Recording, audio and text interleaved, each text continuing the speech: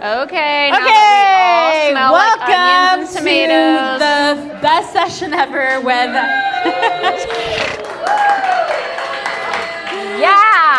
Best session ever. So let's settle down. Let's sit, let's pay attention.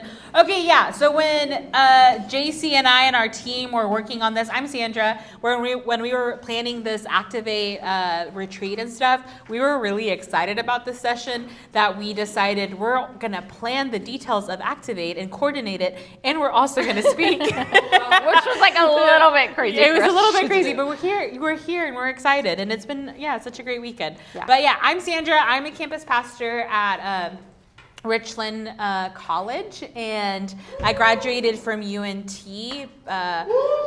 15 years ago. Wait, 15 years ago? That's not true. Yeah, no. Almost 11 years ago. 11 years ago. It's still a while. I've been in Focus for 15 years. I did my apprenticeship. I'm giving you guys all the details. For my first couple of years on staff, I worked at UTD and at Richland, and now I'm only at a community college. So I love campus ministry. I actually became a Christian through Focus. Didn't come from a Christian background. My parents weren't Christian. And so I'm really, my life really took a 180 when I stepped onto the UNT campus and was, met with people from Focus. So I'm really thankful for this ministry, and that's why I've never left. But yeah, today, if you guys saw on our schedule, the title of our session, it's called Sticky Situations. I know. There's going to be a lot of drama happening in this session. But in all seriousness, we wanted to have a section during this retreat to talk about just the complexities and challenges that come with campus ministry. Like yesterday, Starak and Steon were giving us a vision of this is who we were. These were the kind of students we were, but different people in like Pedro, and I guess Starak didn't share about specific people, but I know guys like Kale really pursued him and loved him despite where he was in the season that he was in life. And so, in campus ministry, we're meeting complex people, real sticky situation stuff, and we are here to talk about just the stuff that we might encounter by being a leader in the campus ministry. And so having coming in with experience of campus ministry, my experience of sticky situations didn't start the moment that I joined staff. It started the moment that I joined campus ministry. And getting to meet people, you're gonna be the kind of person that maybe you hear you're aware of the start of the drama, or you have or maybe someone reveals their sin to you. Sometimes you're gonna be in the spot where you are the first person that has to speak into something. And so we're hoping that this session will help you, just give you tools on questions to ask and all of that stuff. And so today, to give you guys a glimpse, and then Jacy's gonna share, we're gonna be doing case studies. That's why we're gonna be splitting into groups. And these case studies, we're gonna talk about gossip and people that are inconsistent in their attendance of core. What was the other thing? Advice. And fourth one? That was the one I thought of. And we have different case studies that we're doing. And and so all of these, even as Jacy and I were planning them, I'm this is all relevant to us. Mm-hmm. As I was planning, we were thinking through the gossip one. It's no, I remember a time where I was the person in core that was gossiping about other people. Mm-hmm. And I had to come to the realization of that's not serving the people in my group. And other people, whether it be another core member or a peer team leader, they had to step in and to speak truth into my life and challenge those parts of me, those gross parts that choose to gossip or talk about other people. And so I'm really thankful that people were bold enough to call that out. And so all of these, this isn't just about like people that you meet, but it's also going to challenge the way that you handle these, sticky situations. So Jace, want to go for it? Okay, I'm Jacy, and wow, whoa, that's my fan club right there. It's just a ride, and a little bit was there. I also went to UNT. I started college officially 10 years ago, so I've been out of college for like 6 years. I know, wow, it's not as old as Sirac. Let's remember that, okay? But I came in as a freshman, and just to share kind of where I was at coming into college, I think that I thought I had it all together and knew what I was doing and was like a superstar Christian, which then like a lot of things happened. Turned out I wasn't. But like as the leader I just think that I was pretty prideful and set in my ways and thought like my way or the highway. So on some of these about like giving advice, you might see patterns of people who think that way, who think black and white, and who get frustrated when maybe someone isn't taking the advice that they give. But I also think the last one, the fourth one, is on vagueness, which that is vague in and of itself. You're like, what does that even mean in a case study? But it really gets to, like, we're really emphasizing this axiom we have, ask the question, right?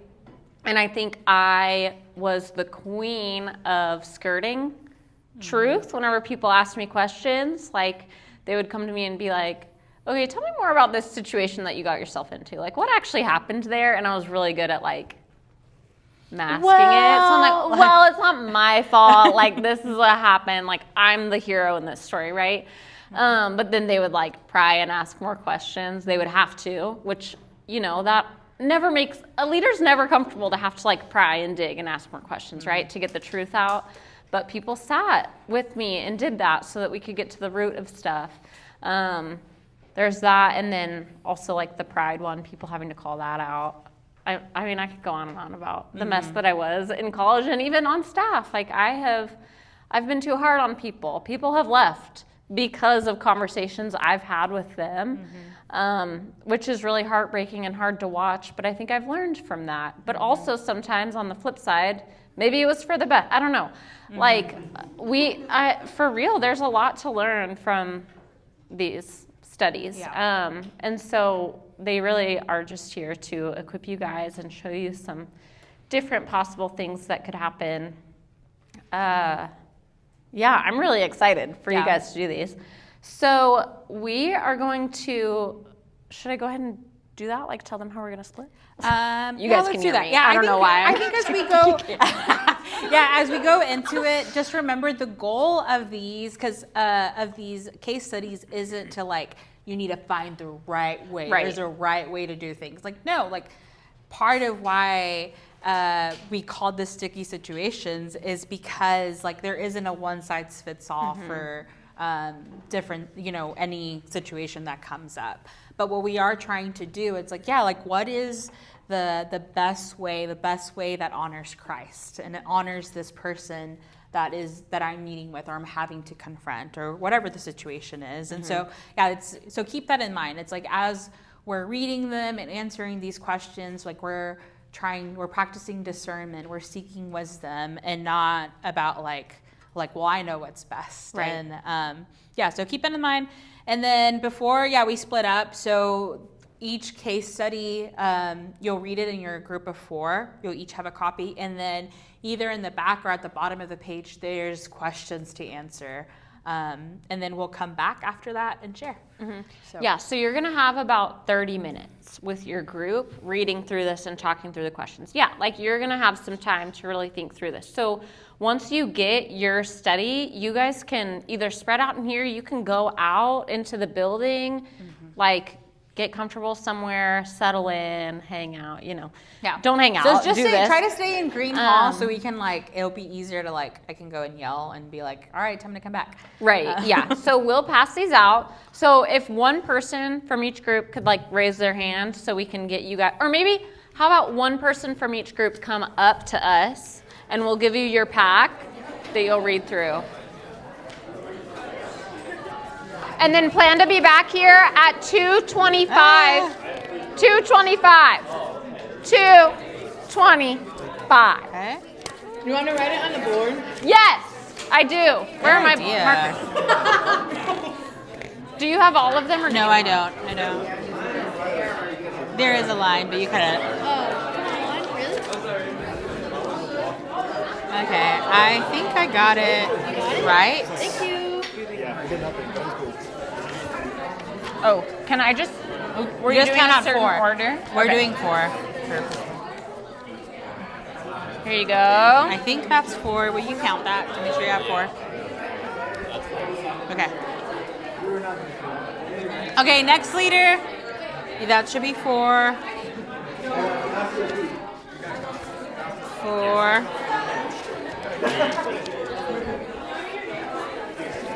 I don't know how these are divided. I'm confused. I don't know if I'm giving people repeats or not. There should be 8 copies per case study. Thank you. We'll So see what maybe people make- get. We'll see what people get. If we need to read, if we missed any, we can just read them up here. Yeah. You need one? Okay, let me find one for you. I'm like, surprise, surprise. It'll be a surprise. Have we handed? Which ones have we handed out? I have no idea. I know I've done a vagueness one, but I don't know which vagueness one. Okay.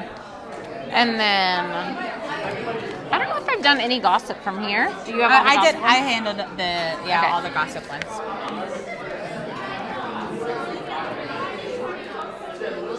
Here you go. Thank you. Yeah, thanks.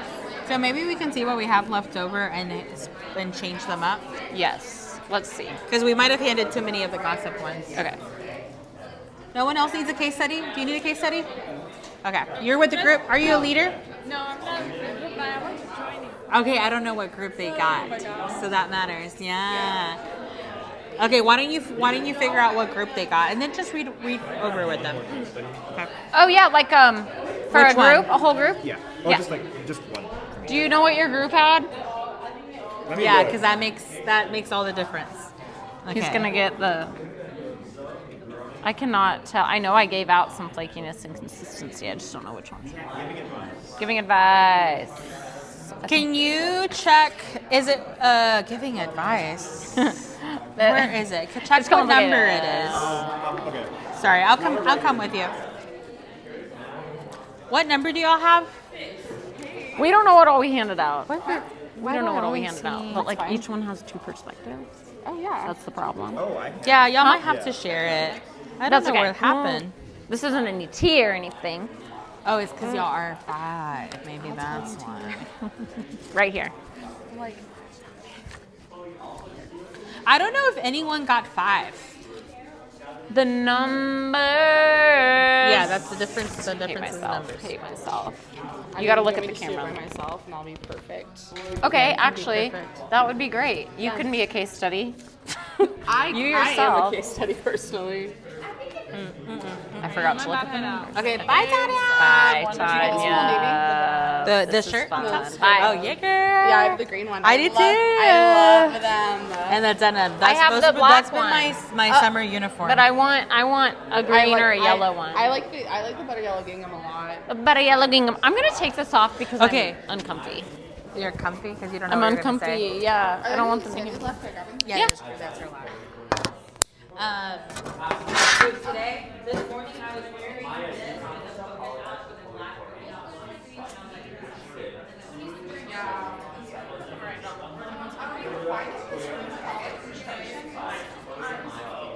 Okay, do I need to make sure people got case studies?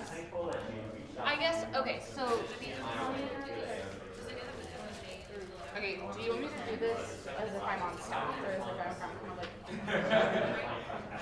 I don't know if it'll be a huge difference, honestly.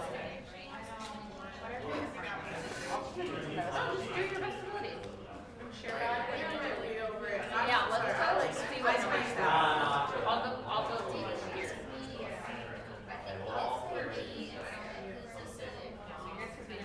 I guess what I have for like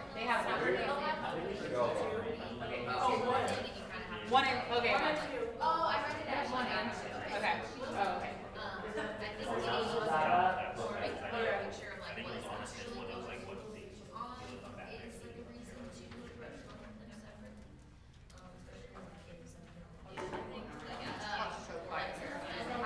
So quiet.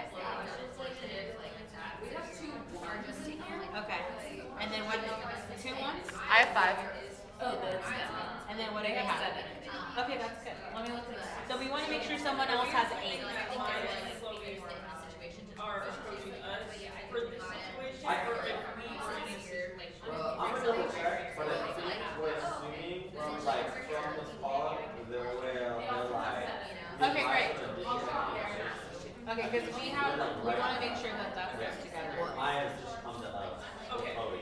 Well, no, it would be Chloe because it says in the second paragraph that one day Chloe approached you. I think Chloe has just come to us, and then I'm assuming the last 2 paragraphs are like if he did it this way. Yeah.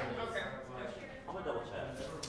Did I do something wrong? No, I'm just making sure we're understanding it right. So in this scenario, we're assuming we're like right here, like Chloe has just come to us, and we're yapping at her, and this is like not really with us that much. Yeah.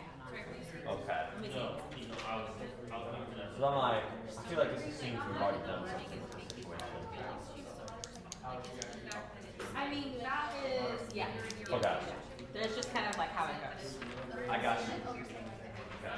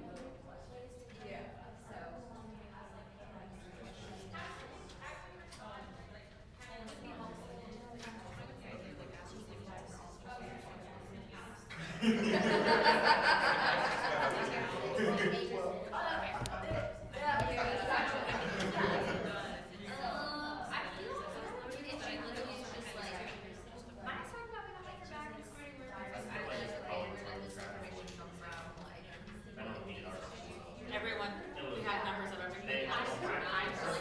Okay. So I just put it to where they go together. So the question for that, but I think the big picture is how the legal handles the legal system why. Yeah. And then the question is almost a different type. Well,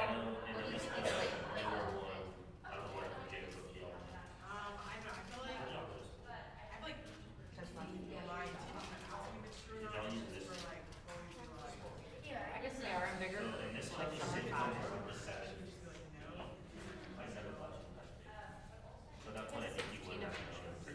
Okay. What did I do wrong? I'm just clarifying. Okay, so to me, there's 2 situations for this one. Then Alex. So am I responding to Alex? Really, his price wants to bring up his wife, or to because like, she would also be also responsive to this message that's out of my problem, unless they're like, probably just one insurance. Let me make sure which one might be for you to well, I think it all than this one. this person. Just to make it just so It wasn't, you know, it was let me check with things that they want. Yeah. I think maybe what I would have done was kind of her advice and things to also like not secret out to other. No, that's good. And I think 5?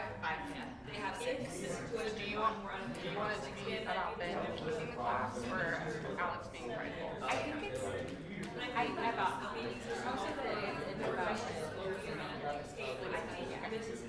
I'm like, both are fumbling. Yeah. Which, Oh, exactly. you've been feeling this and that rather than the leaders going up and over the situation. It's like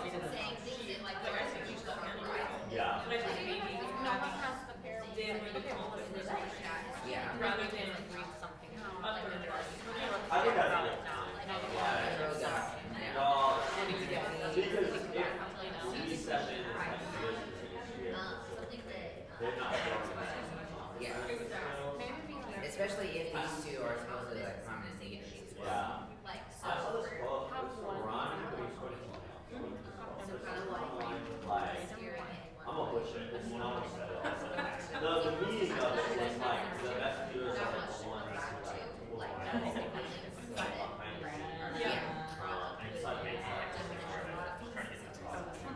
yeah, I think especially I guess this kind of puts the thing on one thing, but I think I have had situations where people really like I think other social science, like obviously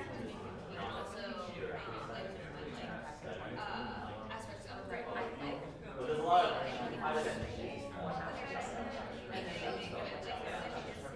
and whenever people are like that, I sometimes I'm like, well, like what actually? Yeah. But you're just saying like, do you have any actual Yeah. or do you just like feel like it's off?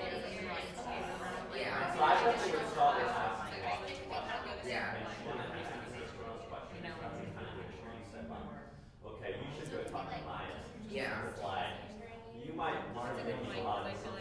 Yeah. Especially if you're in the program, where it's like, it seems like it's lost there. Yeah. Because I know a lot of these people who see the content, they just make assumptions about what it is all doing. Oh yeah. Just ask questions, like, just ask questions. True. Yeah. Yeah. Have you asked them? Yeah, the clarifying rule, that's what one of the clarifying questions I asked is, do you know, do you know if any of this is even true? Yeah.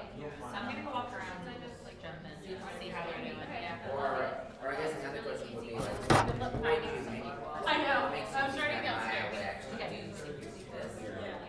Ooh, I like that one. Like, has a like character demonstrated. Yeah. Yeah. Oh, I actually had this like secret Yeah. intention behind this conversation. I was like wanting to catch up. What about y'all? What would be like some y'all clarifying questions? Like it is wrong necessarily. Well, I feel like what came to my mind was that y'all were talking about like go deeper in that, like Yeah. okay, but so you feel this way, but did she do something to Love with me here. make you You feel only that ask way? so much of people, to be honest. Like what did you exactly Love with me here, like is that something about her where she's a Christian? Yeah. Whether or not she Yeah. honest, she was like, Yeah. I guess isn't necessarily.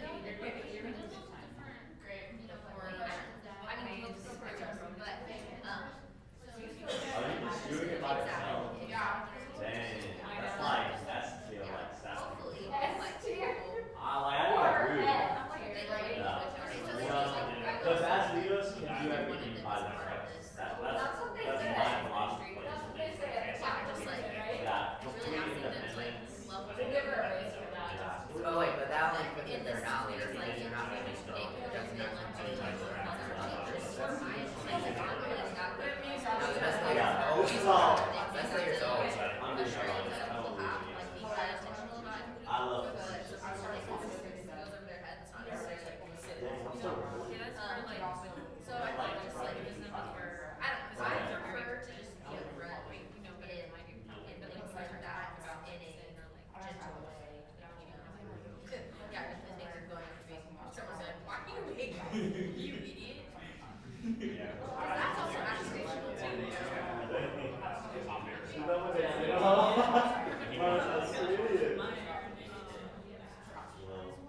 That's how you just be direct.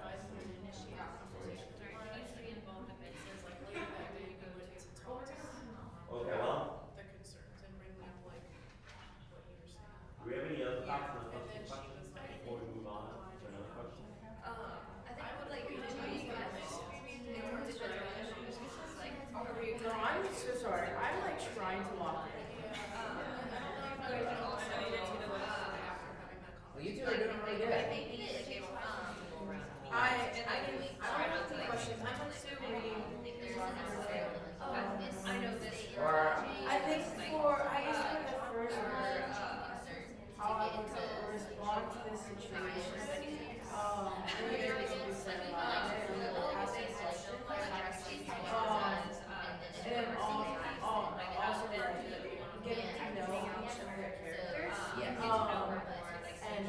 communication through like peers who truly love them. To get like an word of like, okay, like maybe they fall into this, like in the same with this, like possibly. And as like going forward, if they have a conversation, there's some grace and approaching it like one by one, like, hey, like this is how it's supposed to be. And having them two come together on having a good conversation, like, hey, maybe she didn't mean that, that way and stuff. Maybe she has, I think that's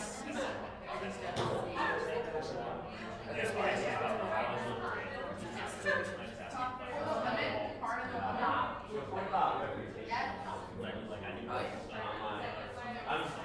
Obviously, these people, like, if I'm in the industry and tells me this about my life, but I'm like, I don't know why. I don't think it's so much bad thing to do to help get more places. If I can do it, then I can be like, okay, maybe this is mostly if it's like, oh, this other person, they actually got this wrong because I've looked at this one. Maybe Chloe. But how would you, I guess, or how would you like deal with the situation if we didn't really know that? I think that leads up to our next involving second one. I think if you didn't know the person very well, is maybe going to a leader with the focus that they're connecting with. And be like, hey, like I want to involve you, but not being like, okay, like go up to them, but like be praying. And like, hey, can I get wisdom? Counsel? Not so much like they need to be the front person. Like if it's like physical to an extent, like you want it. It like reminds me of, I think there's a passage in scripture where like you like counsel and you first go one-on-one with each other, and then second, I think it's in Romans. Paul talked about that. If you have something against, like don't leave something behind to like the night or something like that. And if it doesn't go forward, then like invite someone and then invite like church in it, and like you invite, and if it doesn't work out, then like cut them out and it's like you're friends with them. You shouldn't say hi to them, but like they're not as close to you. I think the hard part is like the whole gossip part, obviously, like behind the background. And I think that that's a big thing.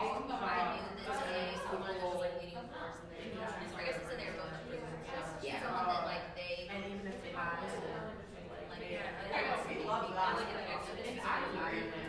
I think when it gets to that extent, I think when involved necessarily go to as just like you absolutely and I don't really and then that leader gets involved and talk to them like, hey, like they can do this. So talk to them multiple times.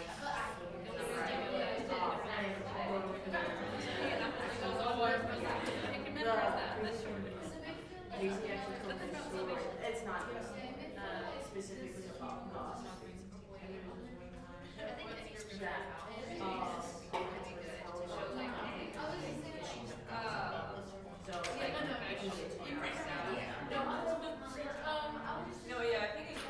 I agree with like 100% with everything you said. Like at first, I think that this should just be between Maya and Chloe. And if the conflict can't be resolved, there's no conflict, then bring in someone else. Like someone else to help, like mediate. Either a leader or we use our own course. That is work and Like, if I'm like Chloe's school, and I'd be like, we involve ourselves, they can't deal with it themselves, and then that's what I'm I'll get Jacy.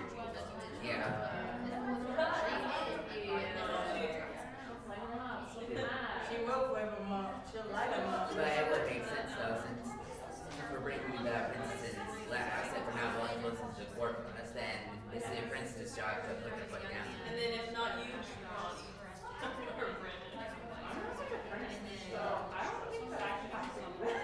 But you are so.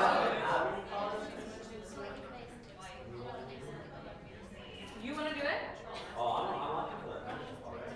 Give me one more year. Give me one more year. I'm so excited. Yeah, we're doing together. Oh my gosh, do you want to come to Colin? I'll go with the little guy team. We're about to be good. Oh, But like, I don't know that's true. I've never been able to do words with I'll go with I'm like whatever Brandon says I go. He picked my major.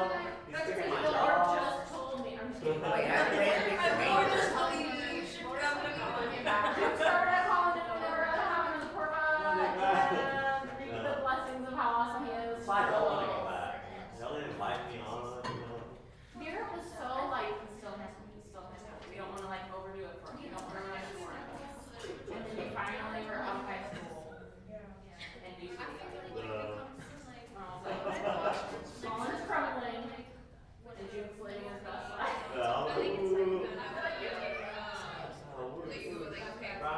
When did it start being a tease? I'm sorry. Because I was trying to work. We're like, Well, no, we saw the two last questions answered. so that was So let's see what's questions I answered. know Benjamin, Pedro, and Adam. I met Pedro and Colin. I didn't go to any of you guys Because of his coach. yeah. But I met you. I remember we had a Zoom call and they were asking us in groups, and then it was like me and like Jacy, and I was like, Okay, I remember that. And I was like, who's this? I was like, what is like going on right now? I don't know anything. I was like, let's figure it out. When were you actually a freshman in college? it's really good. It's really good before that. So then you would stick him at the end of it, right? Yeah, when I went to Sikkim was right after I graduated. Well, it was like.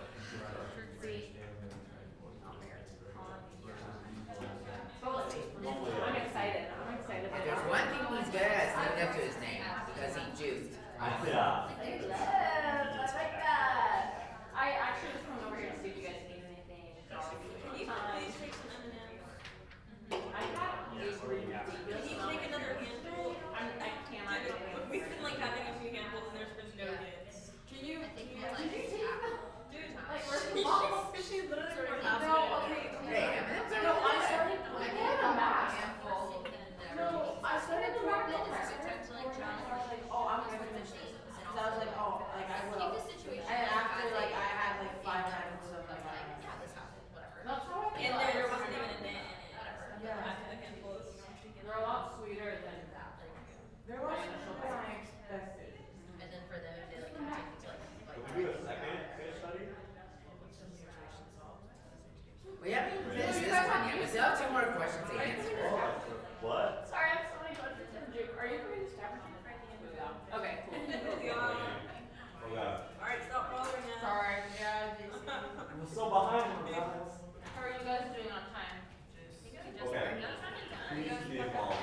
Yeah, I felt like y'all were around this obviously, you don't know how long. We might have passed out too many gossip ones. You guys, I think I would. Yeah. They're friends in the ministry, but like, I'm not the director. Vagueness.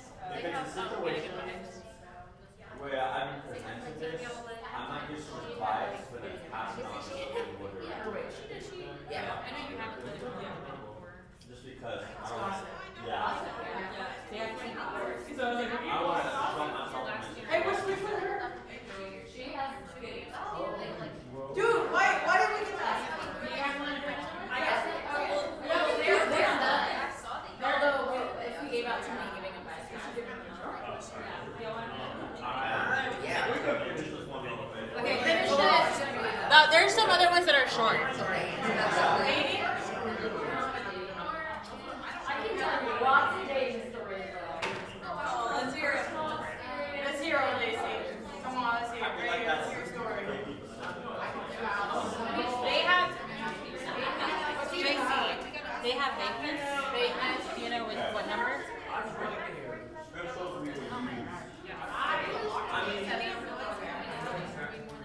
I feel like we're not necessarily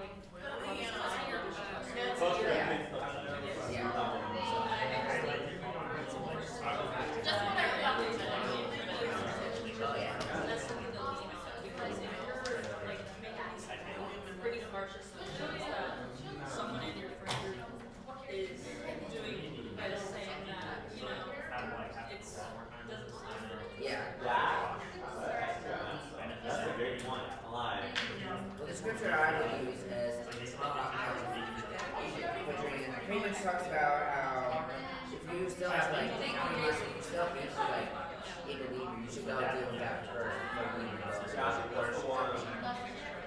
I think it's like it's talking about like before the ninth round, like set your views with like the person.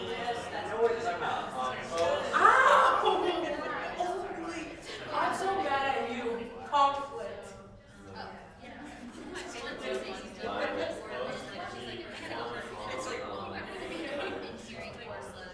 Okay, wait. Jacy, do you know that sincere practices like go like one-on-one to that person to tell them what they did, and they don't listen to that person? Is it the Romans? Matt. No, that sounds about like sins in the church, right? And like correction. Yeah, those things. And it's saying like don't wait until the sun goes. That's a different passage. Matthew 18. What is the one that don't Someone think the sun go down, I think. Alright, here's the verse I found. It'll be Matthew chapter 5, verses 23. Matthew and James, guys. Yeah. Oh, it's Ephesians. Ephesians what? Ephesians 4. Should we move on to this? Yeah. Ephesians 4.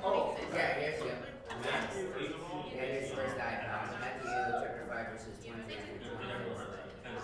Therefore, if you're offering your gift at the altar there, and remember that your brother or sister has something against you, leave your gift there in front of the altar, first go and be reconciled to them, then come and offer Christ. If your brothers or sisters sin, don't point out the fault without recognizing you. They listen to you, you have one thing. But if they will not listen, take one thing. What is that Matthew what? 18, 15, 7. Yeah. So that was good. What was the other? Matthew chapter 5, verses 23 through 24. So what was that? Therefore, if you are offering your gift at the altar, and there remember that your brother or sister has something against you, leave your gift there in front of the altar, first go and be reconciled to them, then come and offer the gift.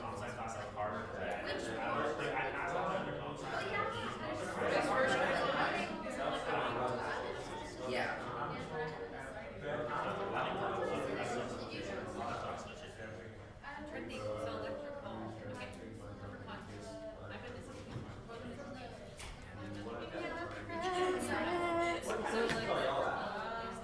Okay, I got 5 more minutes. Drop in on everyone. They didn't ask me. They didn't ask, so I don't think so. I have you act like one of these. I have you act like They didn't ask you I that. have you act like all about like this before. We're supposed to do that. I don't know how this whole thing works. I kind of honestly go with the flow. It was like a difficult year as far as like sorry, I don't know if I have batteries, but I did. Yeah. I don't know what a corporate is.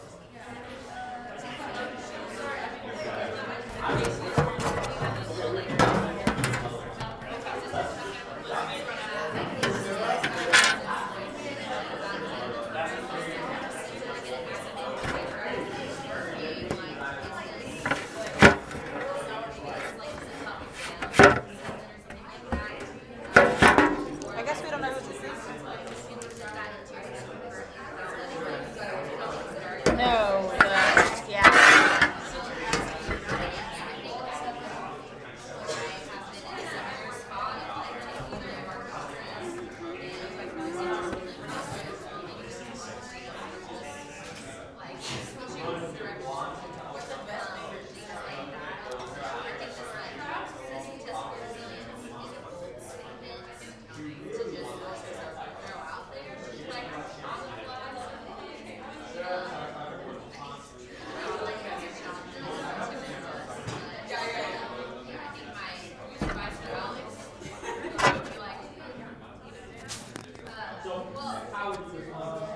Put this back on.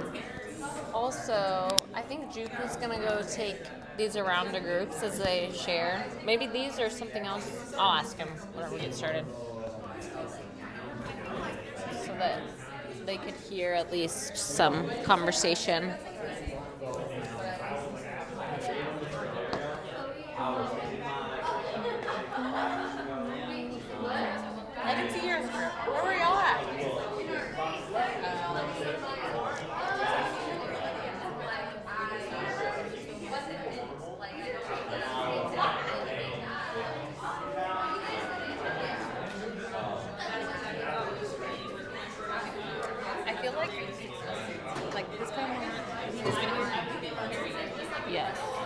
For sure.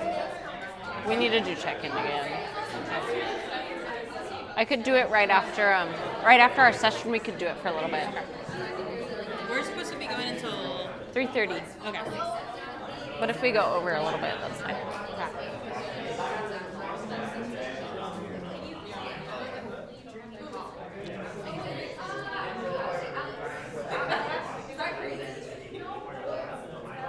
If she then becomes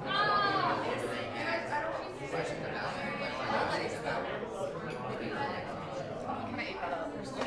Okay. Okay, Bailey. We'll see what you got. I'll take feedback. I'll take feedback because I'm not on this. We're collaborating. This isn't about feedback. We're collaborating. It's the same. I need to say that. It's about feedback. Just kidding. To me that I'm right, then they're wrong. Say that Bailey's is the best. At the end, I need to be like, I ended up, these students were done, so I gave them your case study too. and if they do that for me, I show up a little late, so I still need to pay. Oh yeah, after this session is over, around 3:30, we're gonna do some check-in. Okay. Yeah. I'm gonna quit. You're gonna quit.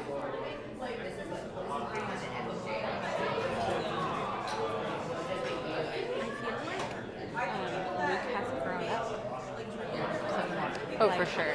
Yeah. Yeah. Like not as like.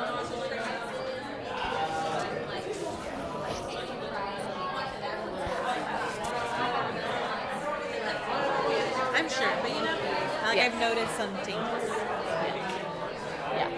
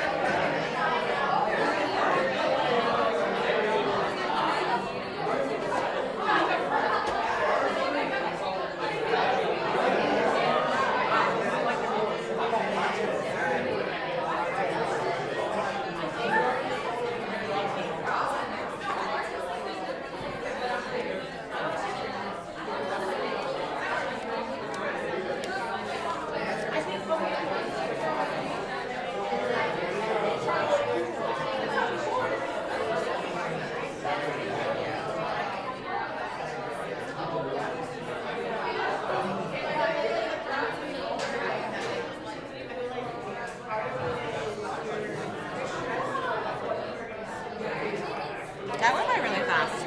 Yeah, it did. 30 minutes. Okay, if you're noticing anyone missing, can you text them and tell them to come back? If you notice anyone missing, text your friends. Tell them to come back, please.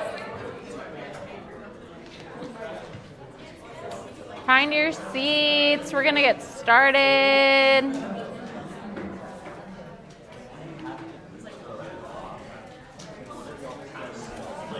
Yeah. Here. This one? Oh, there you go. Yeah. Oh. Well, I don't know would it what's pick up easier. both of us if we set one here? Maybe. Or we can pass one back and forth, and then we can pass that one around. Leave it there. Well, I can walk around with this and give it to people.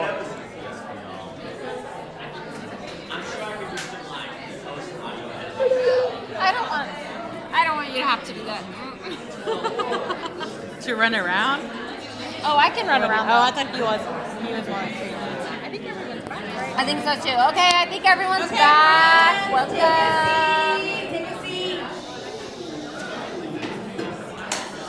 Hey!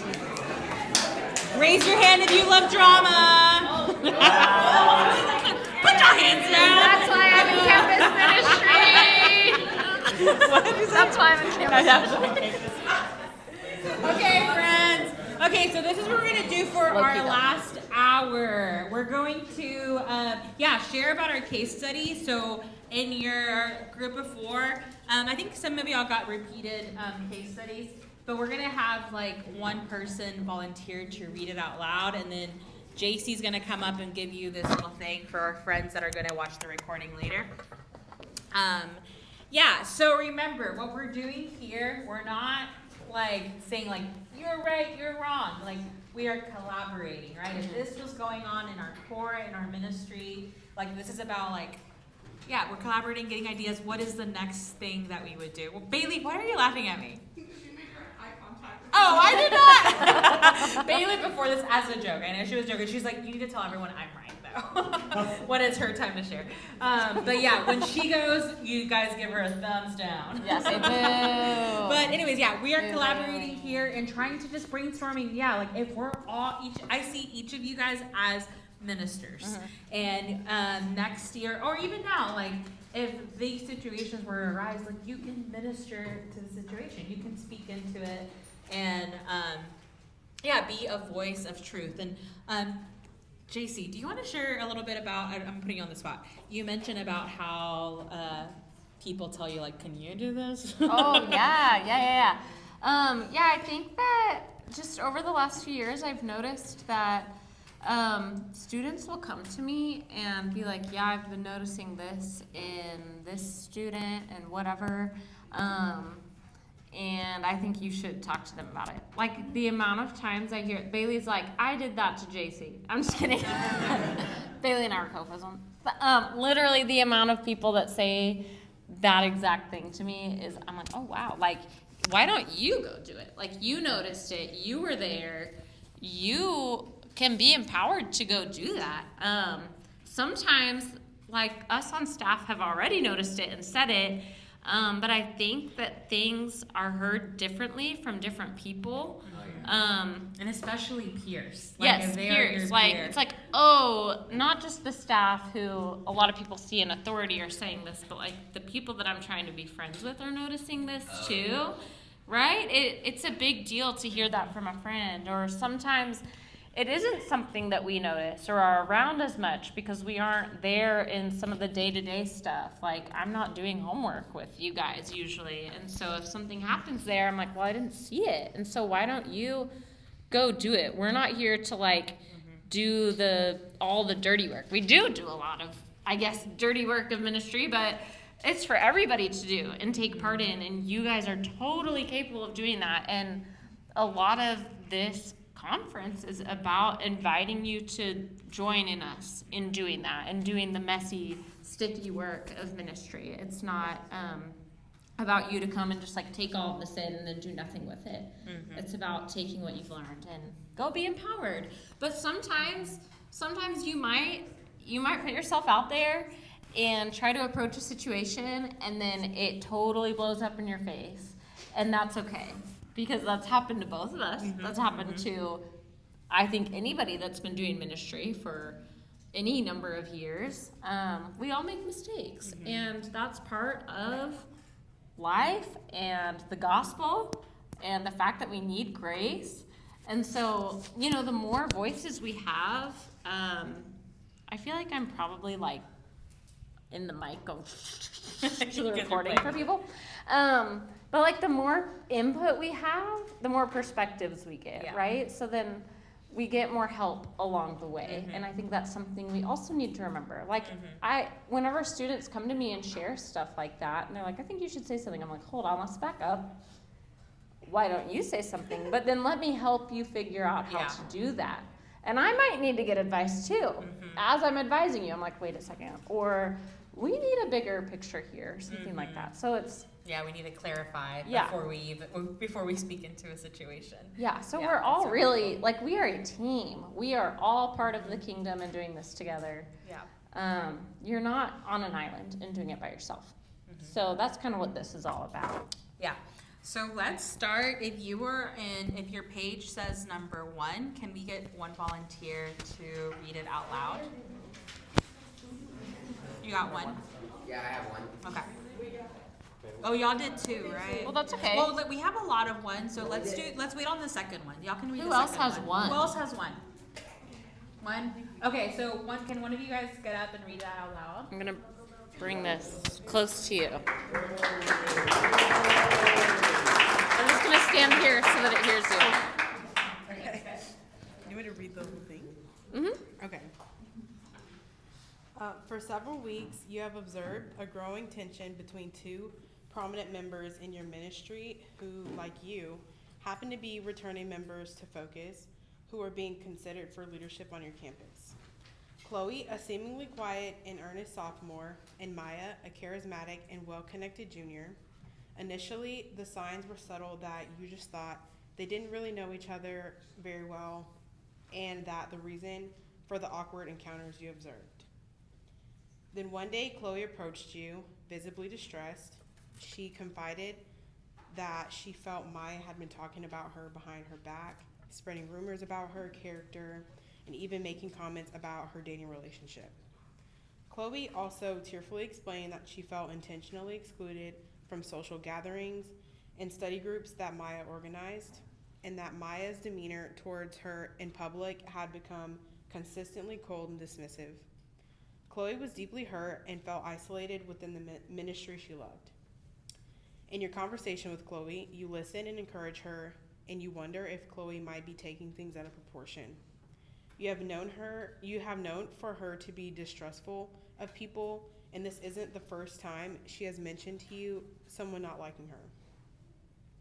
At the end of your conversation with Chloe, you advise her to initiate a conversation with Maya to clear the air.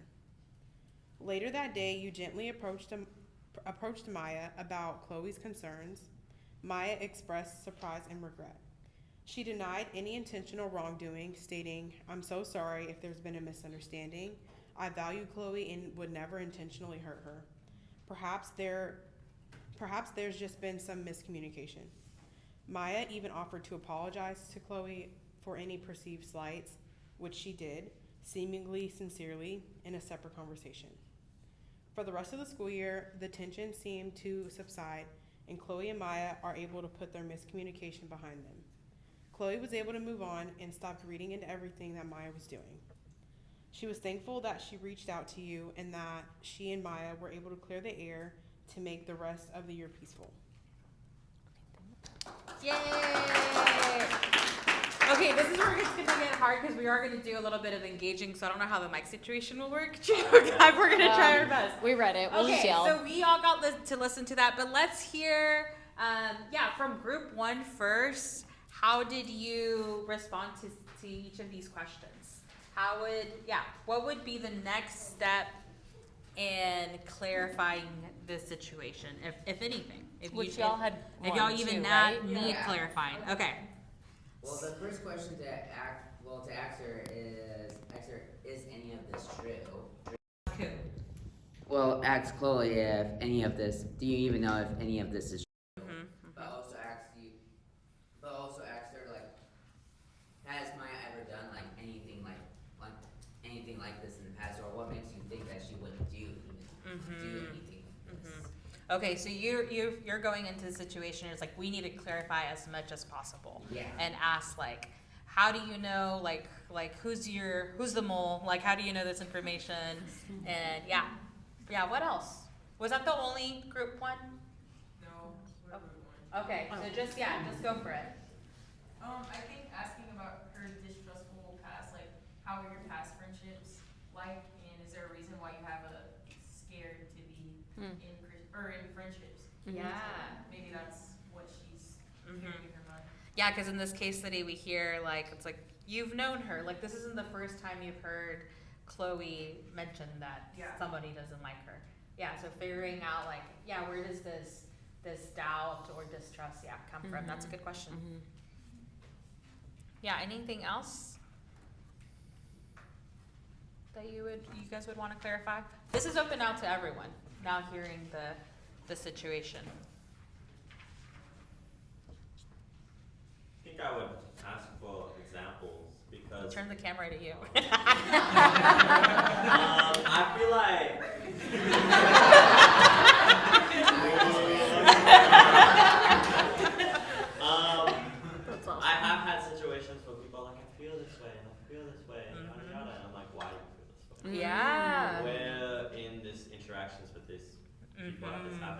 if they can give me specific examples, that's great because I'm like, okay, you feel this way, but like, Yeah. it's because it's happened. But Mhm. sometimes people are like, well, like, they just kind of did this. It thing, vibe. like- It was a vibe. Yeah, and I'm Yeah. like, well, like, did you even ask them and clarify and see if that was actually the issue? Yeah. So, Yeah, that kind of goes with our axiom of your feelings may not be rooted in reality. That it's like sometimes because we feel something, it's like we need to figure out. It's like, yeah, is that what's actually happening? Amen. Was that their intention? And getting some of that background. Okay, before we get into more of these questions, I want a volunteer for page 3. Did we give anyone? Did we give anyone 3? Yeah, y'all got 3? Okay, so can one of you guys just read it out loud? What is so funny? You got this. And I'll be back. You want me to read the whole thing? I was gonna say just read whatever is not from the Okay. first one. Where do we at? I don't even know. I don't know what's part that they read. Did y'all have Chloe was deeply hurt and felt isolated within the ministry she loved? You thoughtfully listened to Chloe's concerns and communicate that you're sure it's just a misunderstanding. And Okay, encourage started the Chloe. next week. The next week, you follow up with Chloe and hear that the conversation went great and it was just a miscommunication. Chloe is thankful the tension has subsided and they can move forward. However, the quiet period was short-lived. Over the next month, subtle but undeniable evidence began to surface. Other students, initially hesitant, started to share their observations with you. One student mentioned overhearing Maya making disparaging remarks about Chloe to a small group of friends. Another recalled a specific instance where Maya deliberately organized an outing and forgot to invite Chloe, despite Chloe being present during the planning discussion.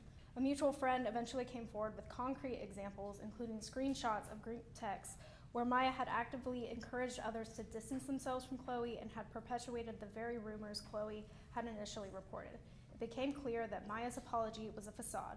The gossip, exclusion, and mean-spirited behavior Chloe described were, in fact, deliberate and ongoing. Okay.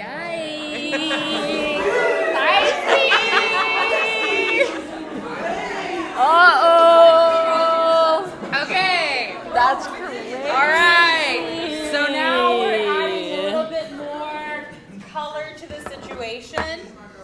These could be 2 separate situations or the same situation. I will tell you, this is a real life example from a few years ago at like 8 years ago. This is a real life Richmond. example from every year. Yes. So I was the person, in this is inspired, by true events. I was the person that was giving advice in this situation. Gossiping or something. I created the group text. Okay, Okay, to be fair, Am I you just didn't say you were a oozing gossiper. sin? You said you were a gossip. I was like, y'all are wrong for that. Thinking I'm just oozing sin. Okay, yeah, so we've added a little bit more context to the situation. I do want to say, you guys, sometimes, this is why I started this session with, there is no right way. Right. Because what we're getting in this is, someone is lying in this situation, right? And we can't do anything about that. When people, I have met with people that are lying and then the truth comes out and I feel so I should have done more, I should have said this. It's no, that was not my sin. That was their sin and they chose to lie to me and to others. So knowing the context of point A and point B of this story, what would be the next step you would take? And maybe start including the questions who would you get involved with, any sort of clarifying questions? Go for Also, it. any scriptures that come to mind Yeah. that you would use to confront that? Really, any of the questions on there. Mm-hmm. Yeah, go ahead. Yeah, the scripture that came to mind was Matthew 18. Can you speak a little bit louder? The scripture that came to mind was Matthew 18:15 to 17. It basically, to summarize, if a brother sins against you, you pull him for a one-on-one. If that doesn't work, you pull in other witnesses, a couple people, and if that doesn't work, you involve the community. And basically, if all that doesn't work, it says treat them like a Gentile. And so, to start, I would definitely pull Maya to the side because I don't think we see Maya's perspective much in this scenario.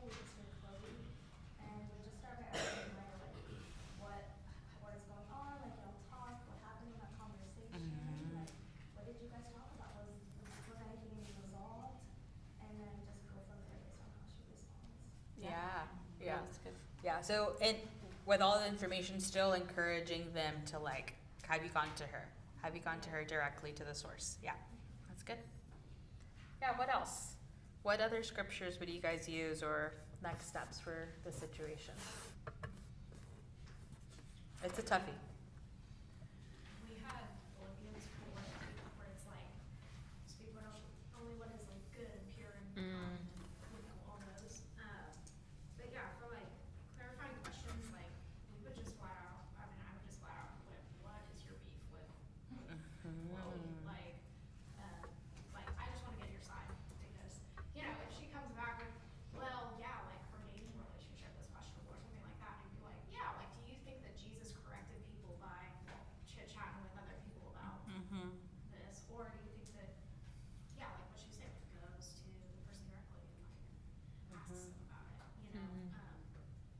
Because it might just be like, oh, I want her, like her dating relationship is like, but, you know, there's a good way to do that and confront her about it well. So, I don't know, just asking like, how do we deal with this in a godly way? Yeah. Not only like before, but like now that we're in this, it's gone this far, like how do we deal with this now? Yeah, that's good. Go for it. Go ahead. We thought that a good next step would be to have a community group about it or about it, because the people involved aren't just Maya and Chloe, but also the people who are listening to the gospel. Yeah. So having a community group about that would help address the situation. It'd help to bring up those scriptures and talk about that, and then have everybody figure out these situations for themselves and think about these situations themselves. Yeah. Because when the community itself gets involved, then they're going to also start pressuring Maya if she's in the wrong. Right. Yeah. Or if she's in the wrong. Yeah. And also, clarifying questions could help us distinguish whether Maya really feels bad about it, which it seems like she doesn't, but maybe a little more probing could try to figure out why she feels bad about it. Yeah. And if she acknowledges that she feels bad about it, but if she acknowledges that there's a reason behind it, then you can kind of go further with that. But if she acknowledges that she's doing something wrong, but doesn't care, then that's a different girl. Yeah. No, that is a very helpful thing to know, because it's like, yeah, she expresses sorrow, right? Of like, oh, that wasn't I didn't mean that. There was a miscommunication. But there is a difference between like sorrow and repentance. And repentance is turning away from sin and making things right. And anyone, you know, getting caught can be like, you know, express that sorrow. And so that is a good point.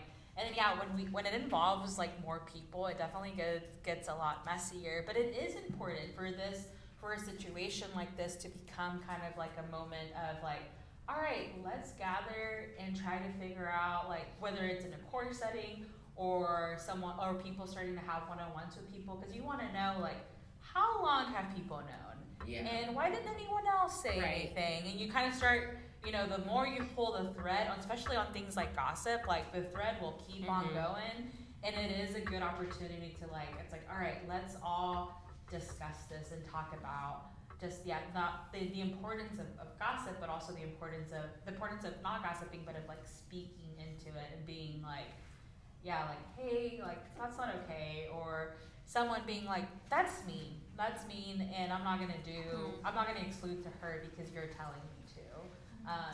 Those conversations are important. Do you have something to say? I saw you from like here, and I don't know if you were raising your hand. Go for it. Okay, it's okay. Did you have something? I had something. It was exactly that. Oh, great. Yeah, because I think it started with the exclusion, and now you don't want it to get to divide, like division. Yeah. You're for choosing sides, and just more mess. So yeah. Yeah, that's good. I would like add, I think that at this point, since like, I think, who's it? Maya has like directly lied, if I'm the corporate situation. Like Maya's directly like lied to me. Like I don't think it is inappropriate to like have a different conversation and be like, hey, like people have like brought in explicit evidence or like things like screenshots, you know, whatever. Like, can you explain like where this was going, like, and not being afraid to like call fouls? Like I think what you're saying of being like, this is like mean behavior, and like not being. I think sometimes we can get scared of having a conversation like that. So like, oh, well, what if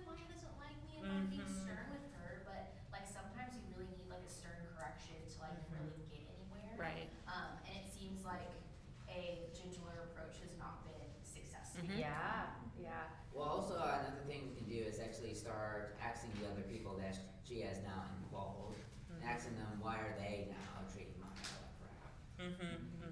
Like, why do they give in to excluding her Yeah. and stuff? Yeah. Yeah. Yeah. So it starts with one conversation. You're realizing, wait, I need to have 10. What's up? Actually, kind of want to Go for it.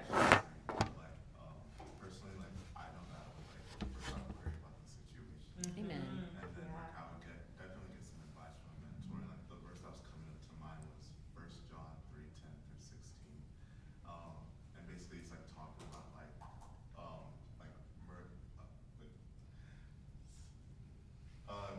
loving your brother and sister, and if you don't practice that, then and you actually hate your brother, it's murdering them, and talking about gossiping, it's murdering somebody's reputation or their name. And that if you do that, you're a child of the opposite of God.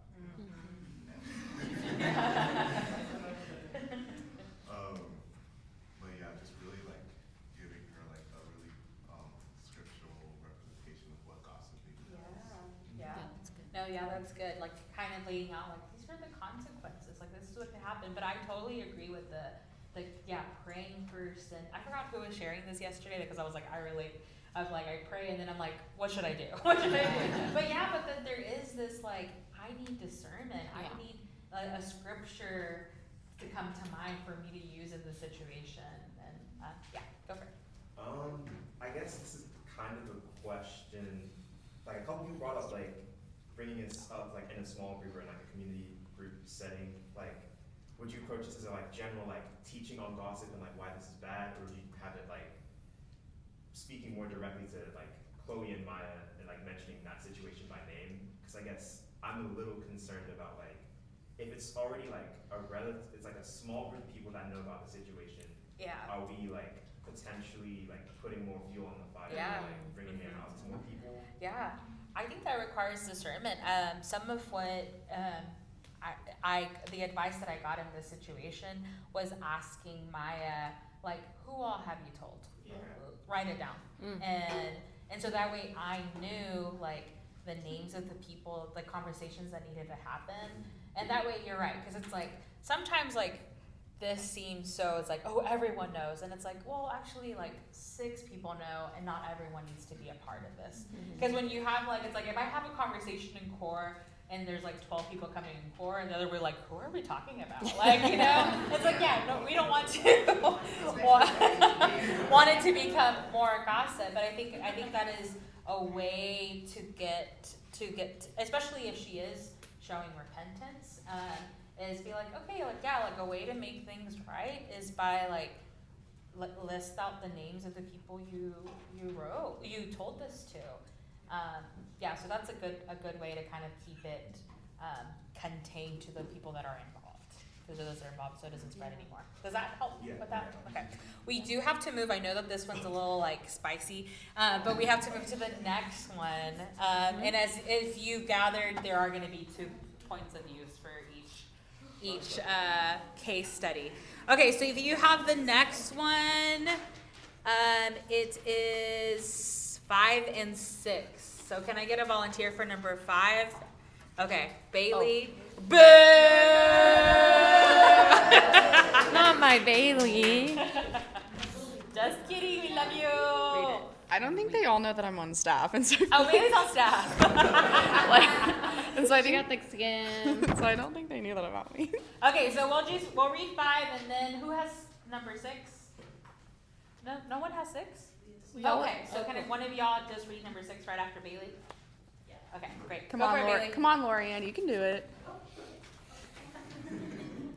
Alex is a dedicated and well-respected student leader in the campus ministry. He genuinely cares for the students in his Bible Corps. In his Bible Corps? In his Bible Corps, and often serves as a go-to person for advice on everything from academic stress to relationship dilemmas. Alex takes this role seriously, and he believes that providing clear, actionable advice is a key part of their leadership responsibility, and he secretly hopes that students will follow his guidance to find resolution. One Tuesday evening after Bible Corps, Ben, a freshman, approaches Alex. Ben is overwhelmed by his demanding engineering course load and feels immense pressure from his parents to maintain a high GPA. He's considering dropping a challenging elective to lighten his load, but fears disappointing his family. Alex listens intently, then, drawing from their own past experiences and what they believe to be a wise, disciplined approach, advises Ben strongly against dropping the course. Ben, Alex says, this is a test of your resilience. Push through. God often uses these challenges to grow us. You don't want to look back and regret not pushing yourself. Maybe just dedicate an extra hour to studying each night. Alex feels confident this is the right character building path for Ben. A few weeks pass, and Alex notices that Ben has been coming to court inconsistently, and the weeks that he's there, he seems exhausted. Alex checks in with Ben, expecting to hear about his triumph over adversity. Instead, Ben seems more withdrawn and stressed than ever. His grades and other courses have slipped, and he admits to feeling burnt out and resentful. He eventually confides that he followed Alex's advice, didn't drop the elective, and now feels even worse. Alex is left with a mix of emotions and concern for Ben. Their well-intentioned advice, while rooted in care, wasn't universally applicable, wasn't always the right path, and ultimately wasn't something they could or should control. The experience leaves Alex with a profound, humbling realization.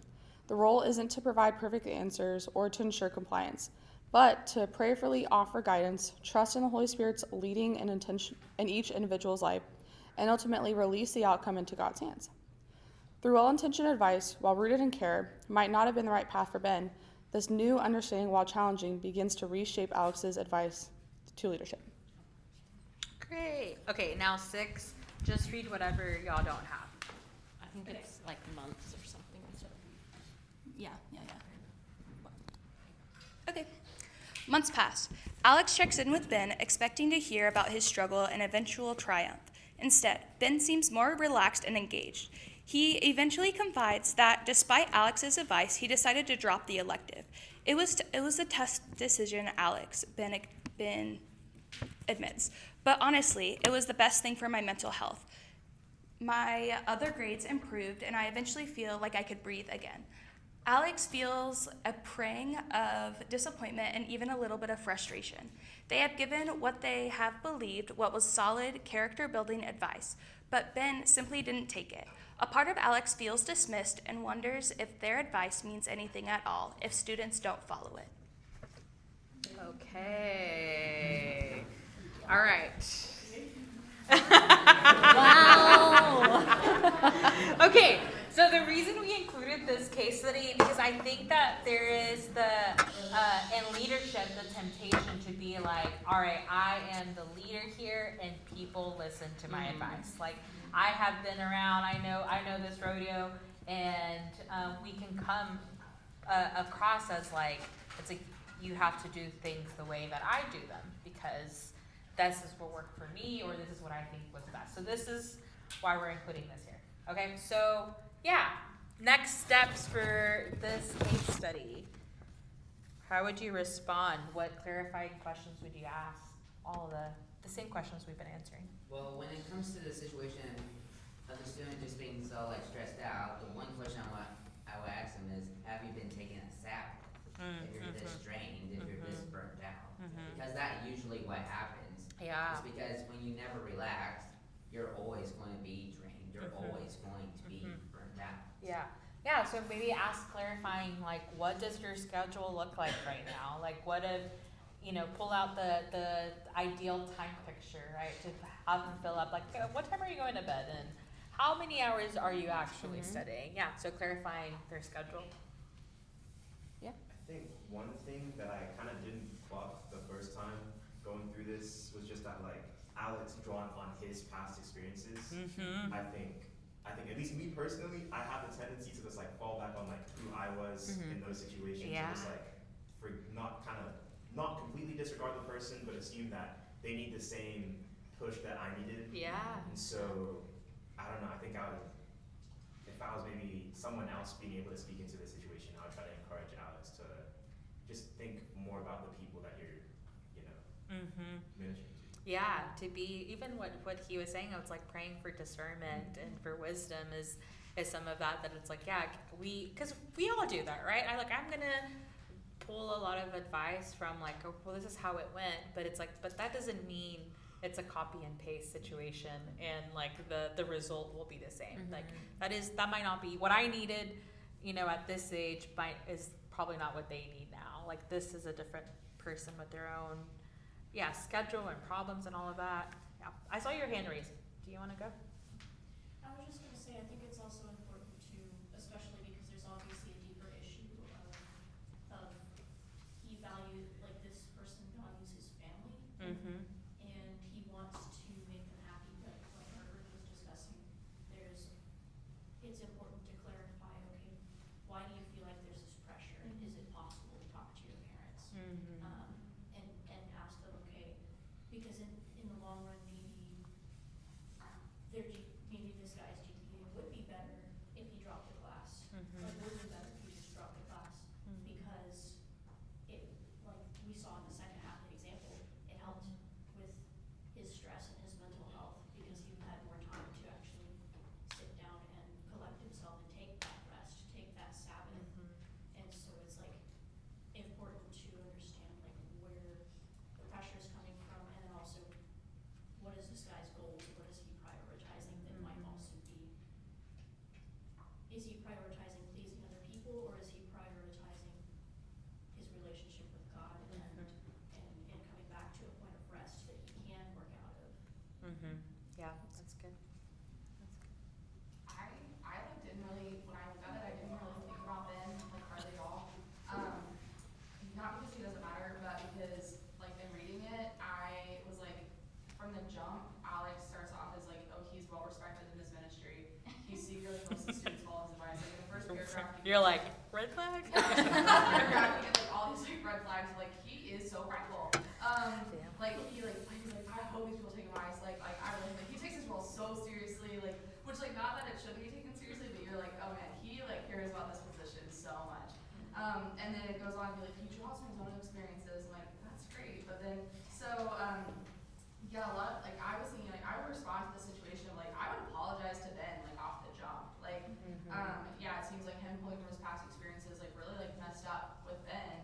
And I think like I would start like an apology like like I realize like I'm not God and like my experiences like are not equivalent at all to anything that God has to offer. And I asked some questions to Alex like like what does your prayer life look like?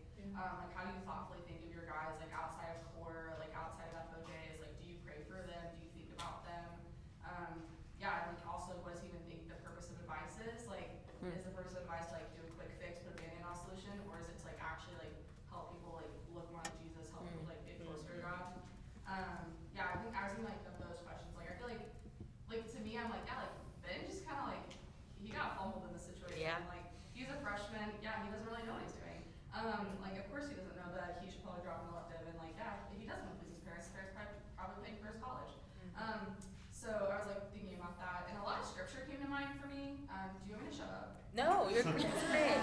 We're not gonna boo you. You're doing great. Okay. I am going to boo you even though you're doing great. Jacy will always boo me. I was thinking of Matthew 10:16. Ronnie used it a lot when I was doing the apprenticeship of like be unnecessary studs and extra mistakes.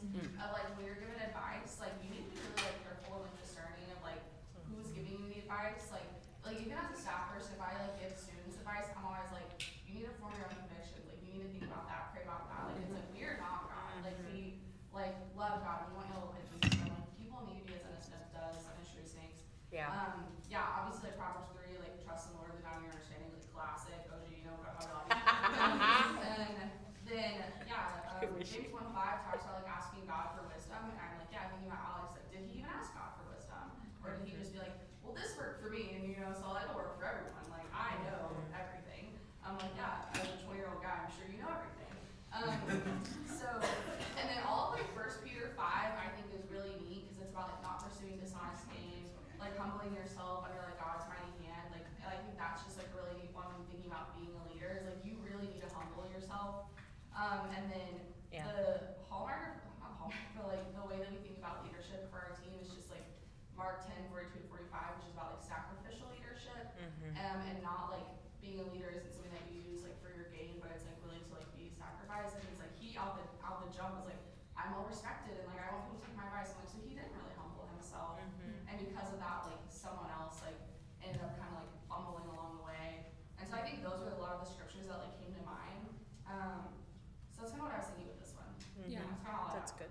something that came to mind as you were speaking was just something Sirac and Steon said last night.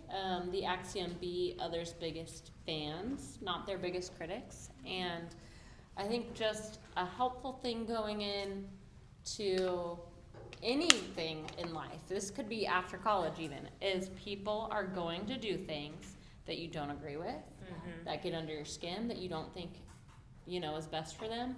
And at the end of the day, like, if it's not sin, you need to be okay with that. Like, they might not do what you think is best. They might not do what's best. I remember a friend a couple years ago telling me that one of her best friends for her entire life was like 19 or 20, and she was going to get married to this guy that she had only known for a couple months.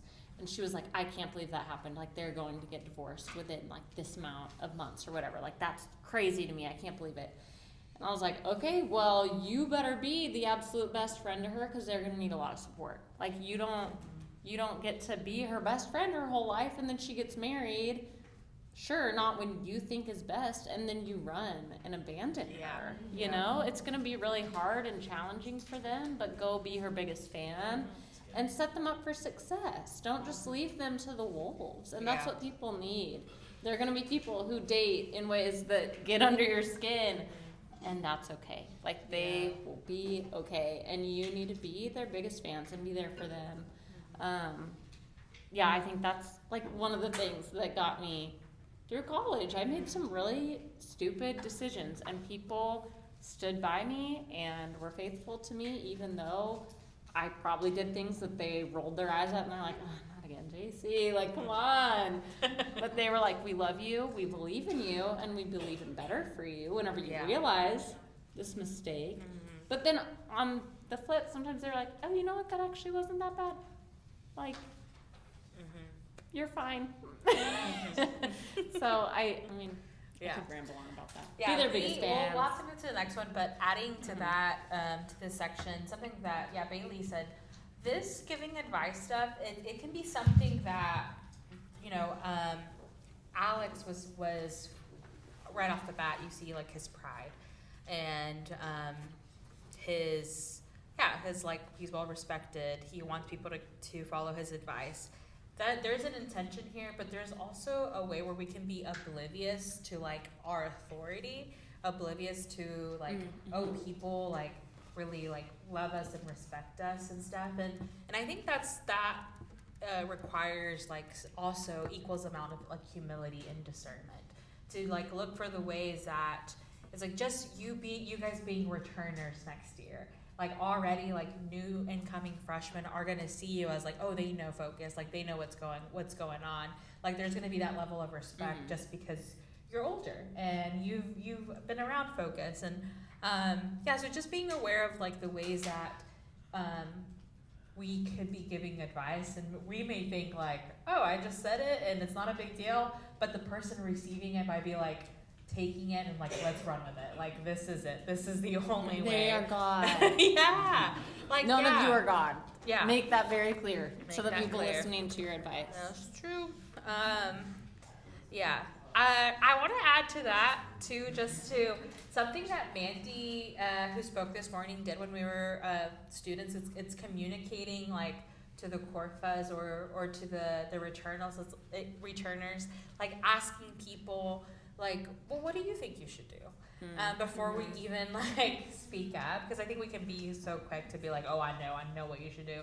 But just, asking people, I was like, what do you think you should do? And then adding wisdom into that, or sometimes people know what they need to do, and they just need the encouragement to do it. Yeah. Okay, let's go to the next one. So we have 7 and 8. So do we have any 7s?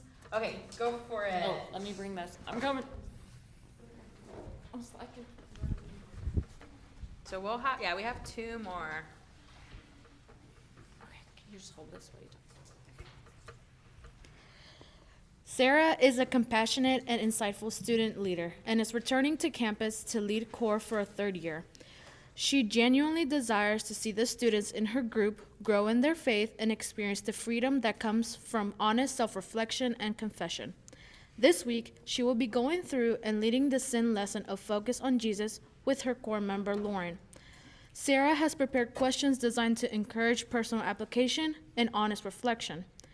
During their study, Sarah asks, as we reflect on this passage, can you share a way that sin might be hindering your relationship with God right now, or something that you've been struggling with? Lauren responds with, not really. I mean, I guess everyone sins, right? Just like small stuff, nothing major. Sarah knows that Lauren's answers is vague and generic. She knows that everyone's sins or just small stuff are common ways to avoid true introspection. Her nature inclination is to be polite and move on, not wanting to make Lauren uncomfortable or create an awkward moment. She decides to let it go, thinking maybe she's just not ready to share, or maybe there really isn't anything. Okay. Thank you. And number 8. Okay. Oh my gosh, I have to go all the way over there.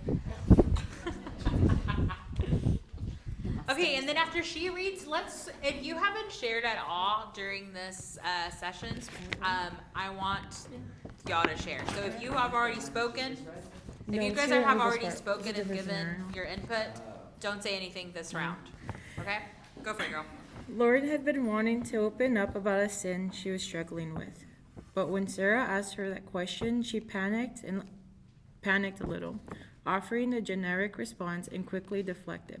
She really wanted to share to get the burden off her chest, but she didn't feel like she had the time to formulate her thoughts.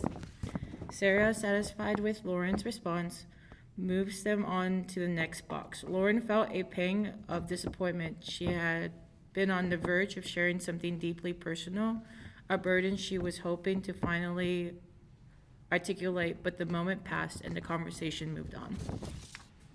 Okay. So vagueness, we have, Sarah asks a question, gets a simple response, moves on, and then the other one is Lauren actually really wants to share, but is wanting some more time. Yeah, what do we do? Go for it.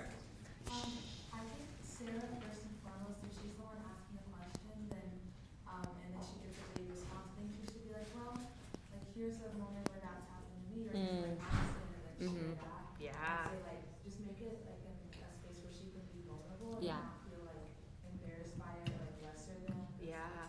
I think especially in, like, a teacher and, like, student relationship, like, core club with a student, it's, like, it makes it seem like it's here, but it's really, like, Right. there. So I think just making it, like reassessing, like, relationship. Yeah.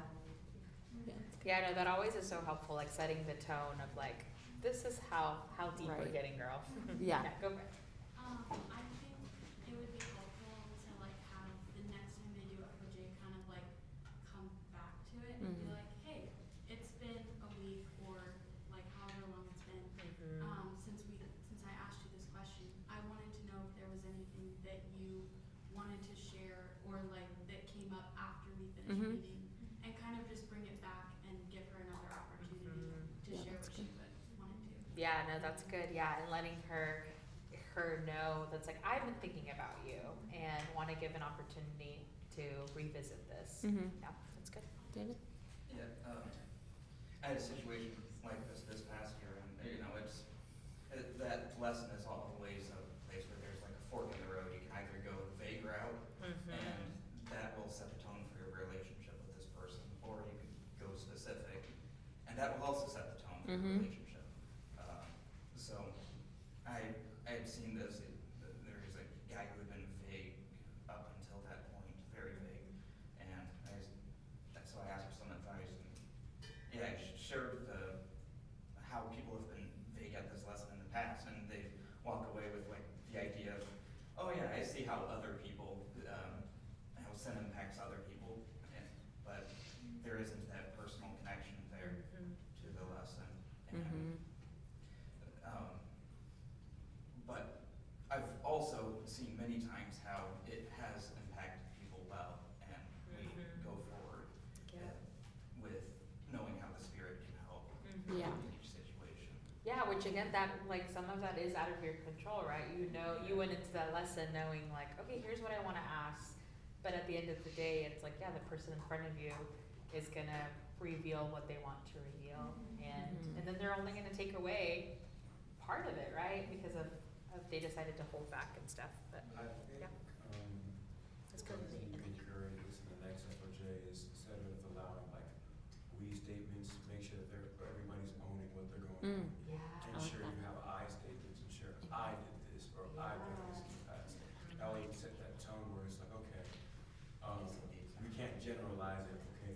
We as a group, as males, we all struggle with this, you know, I feel like that's kind of very,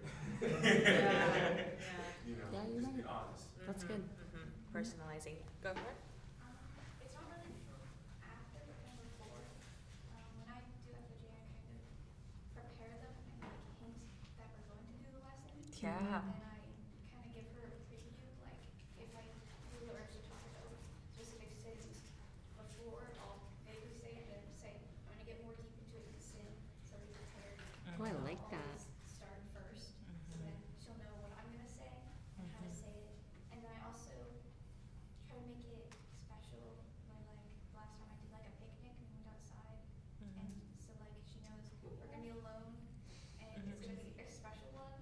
So I think it makes it a bit less scary and that we're both gonna do it personally.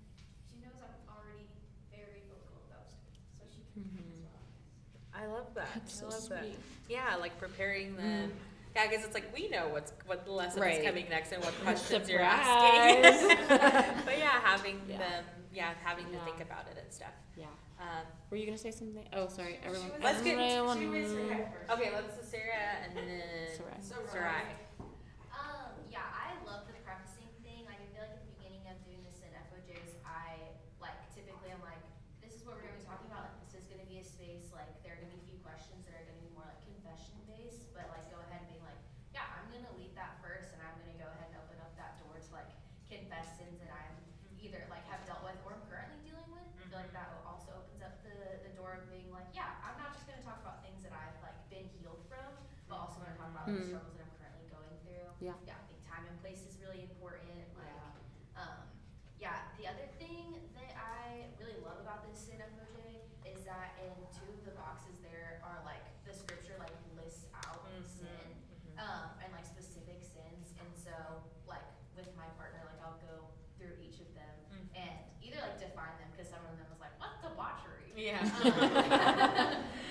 And so like go through and be like, okay, like I've dealt with this, maybe not have dealt with this one as much, like here's how this one is like played in my life, and then ask them to do the same thing, so it's not like open-ended, just being like, what sin do you have? Yeah. Sort of thing. There are also like some sin that like I want to talk about specifically, but it's not like either listed in those or there's not a natural like way. Yeah. Like one of those I think is like explicit like sexual sin, like, and so I have like a note in like my FOJ book where I'm like, we need to talk about like sexual sin, like, and just asking the question of being like, is this something that like these specific things like has that been something you struggle with? And I am also not afraid to call out like being vague in the moment. I think like with gentleness being like, it seems like you're having a hard time like thinking about things. Like, would you like 5 minutes? Like I can go on a walk, or you can go on a walk, and we can think about this, come back to it, or just really challenging like the purpose of FOJ and like what we're doing here.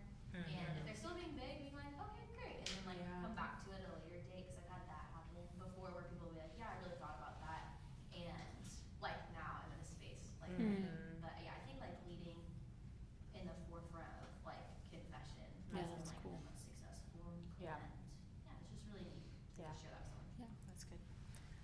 Piggybacking off of her, kind of just, I guess for me, I would do like just being vulnerable with them, and then also like just making a safe space of like, hey, it's okay to share. If you don't want to share, like, there's no pressure in that.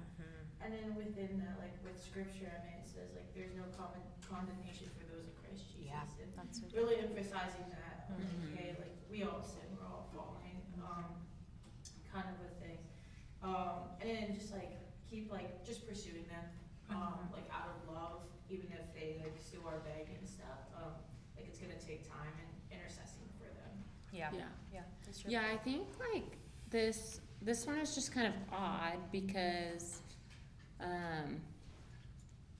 unless the person studying FOJ realizes that she was vague, then like she doesn't know that there's something else to do. and then it kind of puts it on this girl she's studying with to bring it up. And that's really hard for someone new that hasn't had someone set the pace for them. So I think as people who are in this returning kind of more leadership role position, whether you have a title or not, I think it's just something to really look out for. Oh my gosh. Wow. We have water. We have water. Wow. I heard Luke say, "Are you okay?" And I was like, "What's happening?" Okay, take a minute. It's okay. She's okay. She's okay. Yeah, but I think that's just something you really need to look out for. And if you ask vague questions, you're gonna get vague answers. Yeah. So if you want real, raw answers, you're gonna have to ask some pretty real and raw questions. And if you are wondering if someone is struggling with something in particular, it's okay to ask. And if they're like, no, it's like, okay. But also, I've asked people questions like that before, and they've said no to me. And I'm not kidding, months later, somebody has come back to me and been like, remember that time you asked me this? Well, I lied. And that was you? I'm thinking of someone else, but maybe she did that too. I don't know. I'm sorry. But yeah, she was like, yeah, I lied to you about this, and but I appreciate that you made that space for me and took me at my word, but I just wasn't ready to talk to someone about it yet. And then we built a great friendship from there, and then she felt safe and was ready to confess it. And so we talked through it, and it was a great conversation. It was really neat. Awesome. So yeah, go yeah, ahead. just a reminder too that like this is that like only God can make things grow. Right. Like it's like part of as if we're like, you know, pulling the thread or encouraging someone to be more open, not vague, it's like sometimes we're the person's like we're just watering. We're just telling this person like, hey, you're being a little like your answers are a little vague, or I've noticed you don't share as much, and then that's maybe we back off. And it isn't until time later that we see the growth. Yeah. I don't know who you. Lorianne. Okay. Yeah, whenever someone, I think it was you, when going through FOJ, we read like 1 John 1, and it really talks about the importance of confessing each other's sins, and like really just like says flat out, if we claim we have not sinned, we are calling God a liar and showing that His word has no place in our hearts. Which like that's intense. That's at the very end. Keep that in mind. But it's but like just like I did one sin study that I didn't read 1 John 1, and every other one I've read it, and like it's just crazy to see the vast difference of like, wow, there is a place for this, and like, it says the word, it says to do it. And it's just been really cool to see how God uses like that passage and my FOJs. Yeah, that's cool. Good. All right, let's go to the next one. The last one, right? Yes, last one. Okay, so we have 9 and 10. So did anyone get 9? No one? Did anyone get 10? Maybe we didn't pass them out. You have You guys 10? got 10? Well, I can read 9. Yeah, let's read 9. That was our bad. If I can find it. Thanks. I was like, we got a lot of leftovers, and I'm like, what math did I do? Like, it was wrong. It was wrong. I got a math degree, and I don't know what we did. Okay, so Jace is gonna read 9, and then 10 go after that. Okay. And again, let's hear from other people that haven't shared. Yes. Okay, Paul is a second-year biology major with a 16-credit schedule. On paper, his week is already full. Classes from 9 a.m. to 2 p.m. most weekdays, followed by a part-time shift at the campus bookstore 3 nights a week. On Saturdays, he works a double shift at a local coffee shop. When he's not on campus, he's often back home helping his mom with errands, taking care of his younger brother, or catching up on schoolwork. What many people in his ministry don't see is how much his family depends on him. As the oldest of 3 and the only one with a car, Paul is often called home to help with things like grocery runs, childcare, or taking his grandmother to appointments. His mom works full-time and leans on him whenever she can, especially on weekends or when something unexpected comes up. Paul doesn't feel like he can say no. It's not just about being helpful. It feels like a responsibility he can't drop. At the beginning of the semester, he signed up for a corps and committed to attending Thursday night fellowship. He was excited and hopeful about reconnecting with the community he had drifted from last semester, but within the first month, things started slipping. One week he had to cancel at the last minute because his manager changed his schedule. The next, a chemistry lab ran late and he didn't have time to eat or mentally reset before corps. Another week, his mom asked him to come home early to watch his brother when his aunt was unexpectedly hospitalized. He always sent an apologetic text, sometimes too close to the start time, and promised to make it next time. Paul's phone was full of unread messages and group chats about events he wanted to be part of. He'd scroll through pictures from last weekend's retreat he couldn't attend and felt both left out and relieved he didn't try to squeeze it in. Every time he missed something, the gap between him and the group seemed to grow wider, making it harder to rejoin. He started to wonder if people just thought he was unreliable, or worse, didn't care. Guess I don't know where it picks up, but I'm not seeing the parallels for this one, but from Marcus's point of view, Paul was drifting. He worried that his pattern was discouraging other group members, especially newer students, who were watching how returning members showed up. It also made planning difficult. When he asked for volunteers to set up or help pass the baskets, he was either absent or unsure he could commit. Marcus assumed Paul lived on campus and had a typical college schedule like most students. When he said he had to go home to help his family, he nodded, but his frustrations were growing because he decided Paul needed to work on saying no to his family or assumed Paul was lying to get out of stuff. To him, family responsibilities were something students managed during breaks or weekends, not a weekly source of stress or obligation. In Marcus's mind, consistent presence was a mark of maturity. He began to feel unsure of how to support Paul. Should he challenge him more directly or back off and give him space? And how could he maintain expectations for the group without singling him out? Dun, dun, dun. Okay. We get both Marcus and Paul's perspective here. Yeah, what do y'all think? What's crazy? What would you guys choose? Yeah. Yeah, go for it. Oh, yeah. Unless someone's itching. I was thinking like him saying he's like exhausted from having to drive his family and stuff and him being frustrated about putting it all in and not helping. So I was thinking like maybe he could get a group of guys that could take some of the times where he has to drive his family and have someone else helping him drive him, so then he could kind of like a support system of like, hey, I have everything, but my family needs me. But so like someone else could help drive the grandma to the appointment and stuff. Mhm. Kind of like support versus just getting angry at him for not choosing us as his focus point. Yeah. Mhm. That's good. I think just inviting him to do things, but also being like, hey, I'm okay coming over and doing this with you or doing whatever the tasks are, like picking up siblings, like being like, That's cool. can I go with you and like just hang out with you? Being present with him in the moments that he, feels alone. Yeah.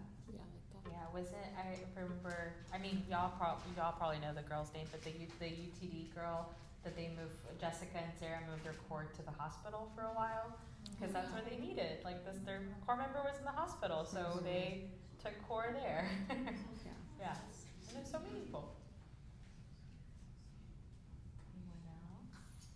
It seems like the core leader is quick to assume things, so he should probably ask some clarifying questions. Mhm. And he would probably get so much more information than saying, oh, this guy's lying, or like thinking, oh, this guy's probably lying, or like, these other responsibilities can't be that big Right. of a deal. Uh-huh. He would just have one conversation. Mhm. I've noticed that you don't show up to a lot of these things. I've noticed that other group members might be getting discouraged from these things. I'm sure that would help open up a lot of these questions and help them take the next step. Yeah. Yeah, or like picking, like if you get a text like, hey, I'm going to the hospital, like pick up the phone, right? And being like, hey, like, where are you going? Do you need help? Can I come to the hospital? And yeah, because I think sometimes we just assume a lot instead of like, it's like, yeah, let me clarify and like, let me figure out this stressful situation and how we can be a part of that. Yeah. This sort of a statement, but also sort of a question as well. Because it said in the story that he was like volunteering for certain things, but also like not showing up to those things that he volunteered for. So like it's like setting like a boundary, like maybe that like there needs to be like a double confirmation like before like you set that thing, or like maybe like I know you want to, but like maybe you should kind of refrain away from volunteering and just set the pattern. Like no hate, but like. Yeah, no, I think that's a good point. I think that like helping him think through, okay, like if you can only show up to, 3 hours of stuff we do a week, maybe one of those hours should not be setting up chairs at the beginning of TNF, and it should be like you get to go hang out with people before that, or you attend core or whatever, because those things are so much more enriching. Like work on that side of time management, or being able to show up to things before like just showing up to volunteer all the time. Yeah, Josh? One of the things that our group talked about, the second half, we only got Marcus's perspective. But one of the scriptures that we talked about applying is Matthew 5:37, and also you see it in James 5:12, which is let your yes be yes and your no be no. Now that sounds kind of harsh, but at the same time, it would help distinguish the boundaries, right? Yeah. Because a lot of people, I'm sure many of us in this room, myself included in that, sometimes have trouble just saying no. Because we always want to say yes. Right. Yes, I want to help. Yes. But maybe you can't. And that's okay. And Yeah. tell them, hey, it's okay that you can't always volunteer. One of the things that I do with my church is there's somebody I have on my AV team who really wants to help. And I want him to be able to help. He gets so much out of volunteering. He loves serving. But at the same time, he's kind of, it's hard to get him to fully commit. I don't know his schedule. He doesn't know his schedule. And so one of the things I often do is I already have somebody who is lined up to do it. And then if he's there, he'll help us. But if not, that's okay. We already have somebody who is there. And so that would alleviate some of the pressure from him. But I really like what you said about making sure he has more time for spending it with people as well. So if he's not getting that, that is how your cup is filled. Yeah. I think one thing I really like about this case study, and all of them, is that it's just giving you, encouraging us like to have perspective, right? That sometimes we have this person that is can be flaky and inconsistent, and we're like, well, I've decided like you're a liar, you're not trustworthy, or whatever that is.